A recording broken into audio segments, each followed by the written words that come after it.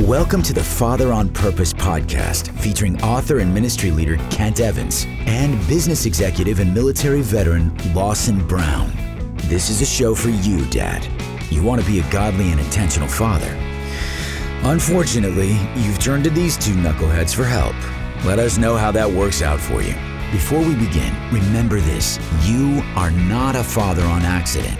So go be a father on purpose. Please welcome your hosts, Kent and Lawson.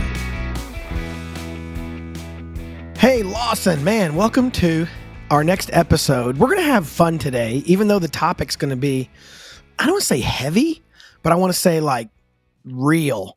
Is real better than heavy, or should I just say heavy? Yeah, I think it's real, man, because it's just life. You know, it's like not unique. True. Here's what we're going to talk about today. What we're going to talk about today is there are seasons we walk through with our kids that are tougher than others because we're walking through something that's our own challenge. Maybe we got fired from a job, or maybe we're having some marital challenge, or we have our own issues to manage. And while we're walking through it, we still got to be a dad. That's one thing that's lost on kids a lot, right? Is that their dads are still living the whole life all by themselves. That doesn't involve just being the dad. And then there are times our kids are walking through challenges that we have to help them through, or we try to help them through. And that can be really tricky, especially if it's a challenge that you don't have a lot of experience with. And so that's where actually it's funny. We're recording this on a Monday afternoon in the middle of the afternoon. I don't know when you're going to be listening to it, but I just came off. Like I literally stopped one conversation. Yeah. I stopped one conversation and then turned my mic on. And the conversation before was, man, it's like one of those conversations you have with your kids where you feel like you're walking through a minefield and everything you step on explodes. It doesn't matter how gingerly you step or how careful you are or whether you have a metal detector. It's like, it just seems like that. And we were going to talk about this anyway. This isn't a reaction to my, my lunchtime conversation. Right.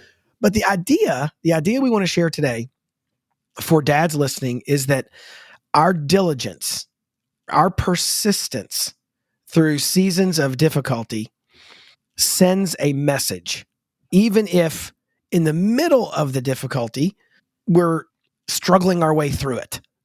The word diligence, Lawson, you're a military veteran, you're a business executive, you're a dad and a husband. You've had to be diligent in various areas of your life. If I were to just to say, hey man, describe a time when you were diligent, could be family, could be work related. What was something that you persevered through?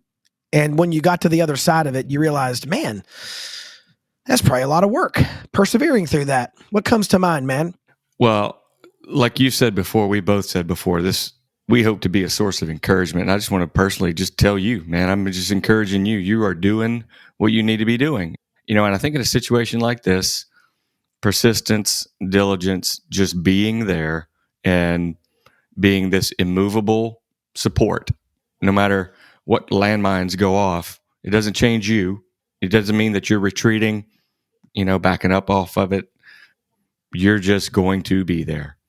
And I think it's a reflection of God, of that no matter what we do, He's always there. He doesn't take His eyes off us. He doesn't move farther away.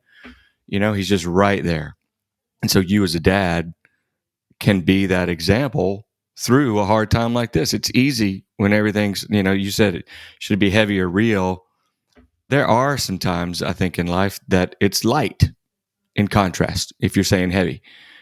Most of the time it's not. In business, in life, and I thought you said something too. It's probably its own episode, but basically that dads have stuff too, and our children are just completely blind, and they should be, that while dealing with something of theirs, you too are dealing with something of your own. But that doesn't matter. That bag has got to be carried without burdening your children's. So to you, to myself, to others, we happen to be in a sweet spot right now, family-wise. It's love and life, but it will come. Something's going to come. And to be that father that is just that immovable stone. He doesn't move.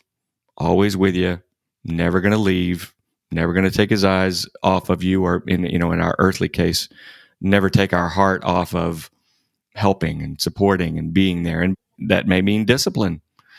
It's so before we kicked off, you reminded me of something a couple of years ago in our family, and it was, we did not know how to address it. We did not know what the right thing was to say at whatever time. And there were glimpses of, okay, a little bit of progress. And then, but really, you know what? It was hers to work through in her time with God's help in her life. But fortunately, I credit it to God that He offered me the strength and the ability to be patient, be loving, nothing but loving, even though she knew I didn't understand and or had my concerns about it.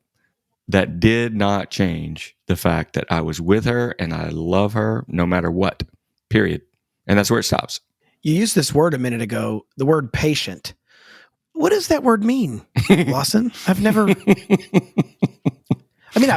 it. Yeah. I think. It's not my own. Yeah, that part of my Bible that says the fruit of the Spirit is love, joy, peace, patience. I just took a black marker and marked out patience. I just wanted to stop reading that word.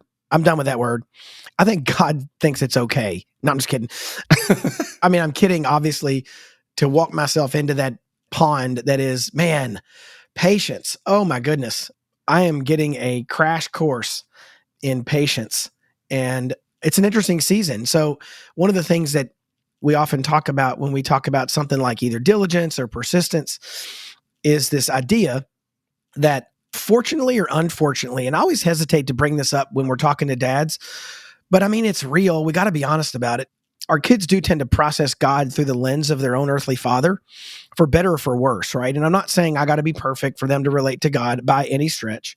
What I am saying is the degree to which my character traits and my approach to problems can mirror or be similar to that of how God would approach a problem.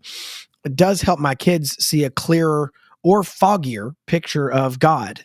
And so one of the things I hope that if a dad's listening to this right now, and let me just talk to you, Dad, if you're listening to this and you're walking through a difficult season with your child, they may be still under your roof and struggling at school, or they have connected with some bad influences, or they've stumbled onto something on the internet they shouldn't have, or they're older and your options of helping them are more limited. Maybe they've moved out of your house and you're just watching them struggle. Your proximity to them emotionally and spiritually does send a message. And the message is, I love you and I'm here for you and I'm not going to leave you. And the degree to which we can send that message is the degree to which they'll kind of hear that to some degree from God the Father, because He says the same things, right? Doesn't He basically say the same thing to us, Lawson, as His own children? Yep. It's such a reassurance. You hit on something.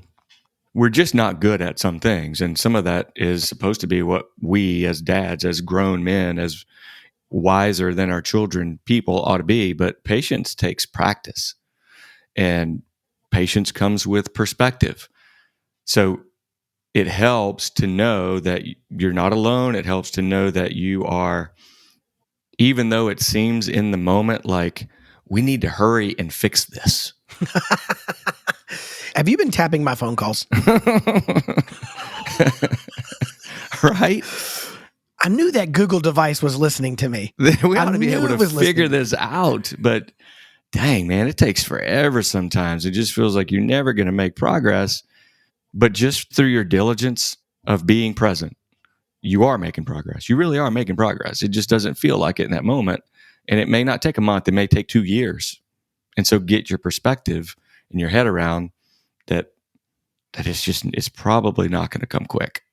Well, and maybe you learned this as you walked through a season with your daughters or your wife. There are times when I really need to talk a lot less. Part of the reason I'm in a role that I'm in, I publish, we do podcasts, I speak. I was 3 hours ago, I'm on a call with someone and I'm booking a new speaking engagement, right? I like to communicate. I enjoy it. I'm gifted at it. However, boy, there are times when I can hear that voice in my head just saying, dude, shut up. Like, I mean, the best thing you could do right now would be to shut your fat mouth, Right. And even today with one of my family members who I'm only being a little vague because you and I have talked about this, Lawson. I want to be real with dads, but at the same time, I don't want to exploit my family in the process. Yeah, it's not fair to them for me to choose what I get to talk about. No, but my son's bank account number is 471. No, I'm just saying, yeah, I want to be guarded a little in the sense that I'm not afraid to disclose it, but I want to be respectful. What I do think is important is at one point today, I said to one of my kids, I just said, you know what we're going to do next? I'm just going to pray for you. And that sounds like hyper spiritual and like, I was floating down from the clouds, but this was after me yelling at him and pointing at him in ways that were probably not healthy. And I just realized, man, I'm actually like emotionally at the end of my rope. Like I have very little left to give in this moment, at whatever time it was. I have very little left to give you. So what we're going to do is I'm going to ask God to do what I can't do and just dial down all the tension and shift the car into a lower gear, just slow everything down. Yeah. Why do you think that guys are so hesitant to do that? When we know in the back of our head, we know the more we're talking, the more we're running our mouth, the worse we're making it. What is it that keeps us from just dialing it down or pulling back? What are your thoughts? It's hard not to. And something I thought of while you were talking is your gift. You are a great communicator. You're fantastic. But maybe you need to set that gift aside and let God, he's so much better at it. He knows what's in the other person's mind and heart, what they're going through, what they think, how they feel. Not like from I'm a pretty empathetic person. I can kind of get a whiff of what it is that they're feeling. God knows exactly. He understands their heart. And so, yeah, move out of the way. Get yourself out of the way. Let him do it. That's really cool to visualize or try to see you in that moment saying, I'm just spent. I have nothing else. So, God, take this over, please. For all the listeners, Lawson and I have known each other about 20 years, and what he just said is code for, man, I'd love to see Kent shut up one time. What would be amazing is watching Kent actually shut up. Yeah, let me see this. Let me see it. I don't believe it's really cool picturing you in that moment, being very spiritual. What he meant was there are people who'd pay good money to get Kent to shut his yapper. Up. What I need you to do, Dad, is shut your big yapper. Yeah. One of my favorite Chris Farley moments. I think for me and my wife both, we do believe, to your point a minute ago, that what we can do is we can just fix it, right? If we work hard enough or try hard enough or talk long enough, we're going to somehow fix it. And I'd like to address that angle of just what's driving some of that. And then let's give dads some practical tools and tips on the other side of this quick break. Dads, we'll talk to you in just a minute.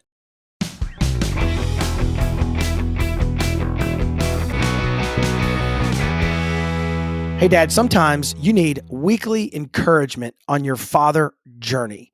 That's why we built a community of men that are basically the Navy SEALs of godly fatherhood.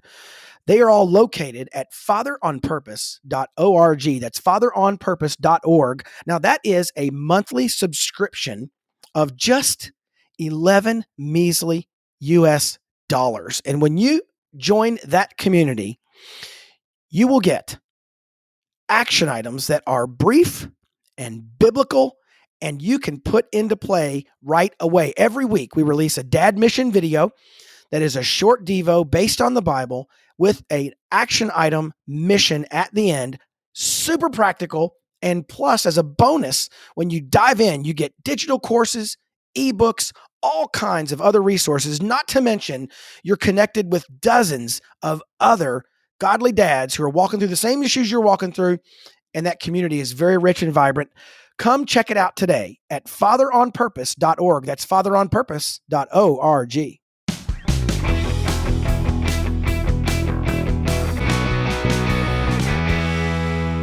Okay, we're back. So something that we hit on earlier, what? Nothing. I'm glad we're back. You seemed very excited about us being back. Heck yeah. Is that this feeling in us about many things, most guys, they want to fix. They want to be the fixer. And we aren't going to, I don't want to, you can. I don't want to get into a list of, if you are trying to do that, Dad, here's how we're going to fix you trying to be the fixer. You got to stop. But like, what's driving your motivation? Like you say, what's underneath that? Why? In your moment now, in fact, you talked about being hard to just stop talking and be the one who is always leading, always driving the conversation, always getting to some root, that you're like, now we got it. Now we need to do these two things, and then this problem's going to go away. Man, when I think about some of that, Lawson, one of the things that drives me to try to fix stuff is, if I'm completely honest, if I can peel back all the layers as much as I can, I'm sure there are things about me I don't even understand. But from what I can understand, part of it is I'm just selfish. There may be some drama in the home, and that drama gets in the way of me recording my podcast, or that drama gets in the way of my relationship with my spouse, or that drama gets in the way of our finances or whatever, right? And so I just want the drama to stop, because I want it to stop, because I don't want any drama, and Right. at the end of the day, I think all that really is me just being fairly selfish. Yeah, I don't want that. Forget about the family. Like in business right now, we happen to be in a time of prosperity, and it's super great in sale. We've got great sales, and it's nice. We're not beating each other up, and whose fault is this, and why aren't we growing sales, and blah, blah, in the home life too, that element of drama kills the vibe, and it's just not fun. So I understand what you're saying.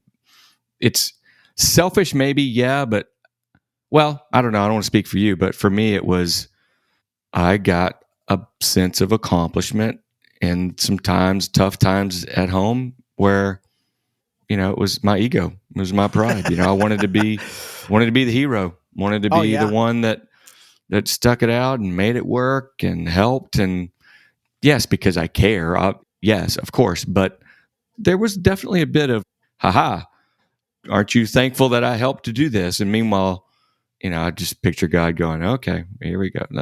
I have felt the adrenaline rush, and my son, Alex, my oldest son, got married about a little over a year ago at the time of we're recording this. And I have had his wife, Gracie. She's told me a couple of times since they got married, man, Alex just thinks you're the best dad ever. Mm-hmm. Mm-hmm. And I'm kind of like, well, he only had one. He only has an experience with one. So 1 out of 1, it's his only model. But I mean, he's seen a lot of guys, and I've felt that adrenaline rush, almost like, I think it releases dopamine. I'd love to see a brain scan whenever Gracie says that to me, because man, yeah, isn't that what we kind of all want, is our kids to grow up and say, man, I had a really cool mom and dad. I love it. Yep.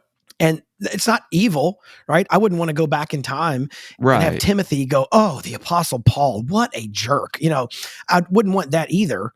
But having said that, that shouldn't be my objective, right? But to your point, pride, man, pride drives me to want to solve the problem so that in the end, I can say, oh yeah, I remember coming in on my white horse and solving that problem. Yes. Like you said, that's not bad. That's not evil. I want to be a good dad. When I'm affirmed of that, it feels great. What you got to avoid, I guess, is that is your driving motivation. Yeah. Yes. Or even a primary piece of why you are wanting to do fill in the blank with your son, with your daughter, with your wife, whatever. Well, while we're talking about ways to try to fix stuff and what might be some of the drivers underneath it, one other one that for me, again, if I try to be as honest as I can with myself, one of the reasons I want to fix stuff is because I just don't trust God all the way. In other words, I'm feverishly trying to grab the wheel of this car called the Evans family and to keep it out of the ditch, right? When the whole time God's kind of going, bro, if you let go of the wheel, you wouldn't be in the ditch in the first place. Like, I don't know if you noticed, but the reason you usually end up in the ditch is because of something stupid you did. And so sometimes we want to fix the problem, and it comes down to, man, I just don't trust God all the way. If I let this kid go, or if I let him experience, now again, I'm not just saying you let a 3-year-old run into traffic, but what I'm saying is, as your kids get older, sometimes, man, I remember reading in the book, I love this book, by the way, it was called Parenting by the Book. And the guy says, you try all these things with your kids, and you lean into them and you disciple them and you pray and you hustle, you talk, and all the things that you try to do as a dad. And then there are times when you just have to hang on till they're 18 and let life become their teacher.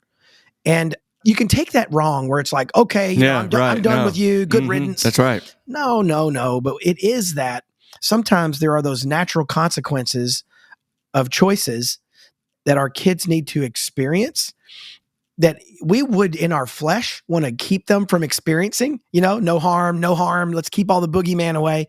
But that becomes how we learn. And one of the things that I'm learning how to do very imperfectly is how to trust God completely and let my kids go. And I'm putting that in air quotes. If you can't see me, I'm putting that in air quotes to say they can't. Oh, shoot. No, they can't. Oh, that's great. That's great. So this shirt I'm wearing doesn't matter? So air quotes are fine. Air quotes are fine. Hit it. So I can let them go and let God take care of them figuring life out to a degree. And man, I resist that. Why do I resist that so much? Is it because I don't trust God, or is there something else there, Lawson? I don't know. I do the same thing. I've had some mentors in my life who that was like their default, in situations and it was genuine and authentic, and they were really able to do it. What do you mean? They were able to do Trust what? God. It sounds easy, and it's what I pray for. Often it's easier in the good times. And one thing I want dads to be encouraged by in this particular episode is that as we're walking through difficult seasons with our children, Diligence sends a message. I know we kind of said that at the top. I just don't want to lose sight of that, because sometimes I think where our enemy wants to take us is that he wants us to focus on how imperfectly we walked through that season, right? And our imperfections cloud that whole season. And in the end, again, I'm not saying we want to walk through it imperfectly on purpose. However, the fact that I'm telling my son as we're walking through a challenge is, hey, man, I know we're all managing a lot of these dynamics and we're not managing them perfectly. I'm sure not managing them perfectly. I know you're not, your mom isn't. However, we're here. We're with you. And even though I told my son not too long ago, I said, hey, man, what you're mentally kind of wrestling with is something that I've not personally walked through. Like, I got other challenges. This isn't one of them. I wrestled with apples. He's wrestling with an orange. And I said, so the bad news is I don't really understand it like firsthand. I can't easily put myself in your shoes. However, I know a lot of people, and I'm going to find you somebody who can. And so you mentioned this a minute ago. Sometimes we just need other voices in the lives of our kids, don't we? Yeah, it's crazy. I was just kind of hanging, waiting to chime in. You were on a roll there, but it may not be about you. All right, at this point, Lawson's going to stop talking. We're going to discontinue this podcast. I mean, can you think of a time when you brought some other voices into the lives of your daughters? I'm sure trying that with my sons, man. Yep. Michael, Van, Matthew, Pete. I could go down the list of 6, 7, 8 guys that God put in my life, and it's been for me, of course, some too, but specifically so that they, or like Audrey's girl, my wife's best friends, aunts, God uses people that are better equipped or differently equipped. Just because we're the dad doesn't mean it has to be. It's not. It's fully just not on us at all times to carry whatever it is that we're going through. You literally walked downstairs and turned this on and get us going. Man, it's going to be good. It's going to be okay. You got to have also people in your life that aren't going to leave you. Yeah. Leave by your side, because dadding is hard, and you need people that are, I'm one of those right here with you, man. Even middle of the night, whatever, angry text, give me a call, whatever. It's just not easy, and it's okay to be human. You don't have to be perfect and figure this out. It's not on you. I have a friend named John, and I remember hearing my former pastor, Bob Russell, who's such a great pastor. Mm-hmm. He was preacher at Southeast for 40 years. And he said, every leader needs a couple of people that he can relate to. I'm not necessarily quoting him, but the spirit of what he was saying, I may be quoting him. I don't remember exactly, but he said, we all need a couple people in our lives with whom we do not need to guard our words. Yeah, right. And I thought, wow, what a great way to look at that.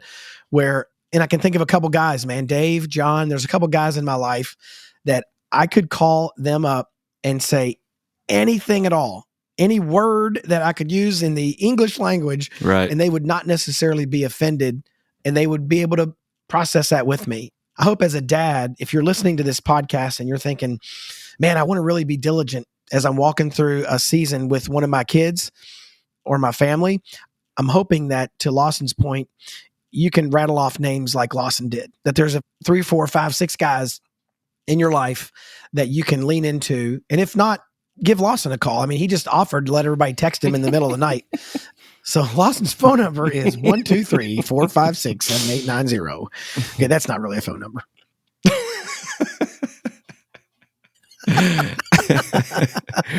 I think we're done. Feel free to call Lawson. If you have any trouble, call Lawson. Hey, Dad, if you're listening to this episode today, we hope it's encouraged you. We hope that as we walk through kind of the real life challenges of being a dad who's trying to be a godly father and parent his children in a way that honors Christ, that you were blessed and encouraged by our conversation today. And we hope that as you're walking through it, you keep in mind that when your family is struggling, even just your diligence sends a message. So, Dad, go get them, and we'll talk to you next week.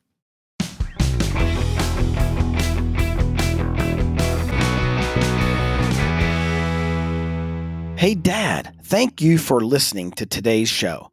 If you found this episode helpful, remember, you can get all the content and show notes at manhoodjourney.org/podcast. And if you really liked it, please consider doing 3 things. Number 1, share this podcast with someone. You can hit the share button in your app, wherever you listen to podcasts, or just call a person up and tell them to listen in.